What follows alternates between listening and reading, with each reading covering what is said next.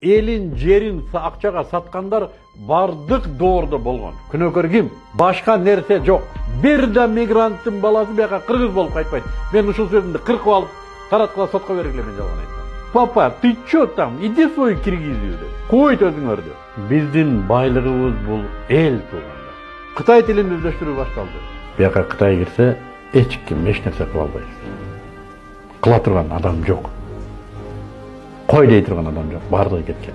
Кайтыңыздар эми. Мен бул сөздөрдү мамлекеттик каналдардан чыгып айта албайм. Эй жигиттер, ата бабаларыбыз манас атабыздан бери келе аткан жеринен куру калыш коркунучу турат казыр.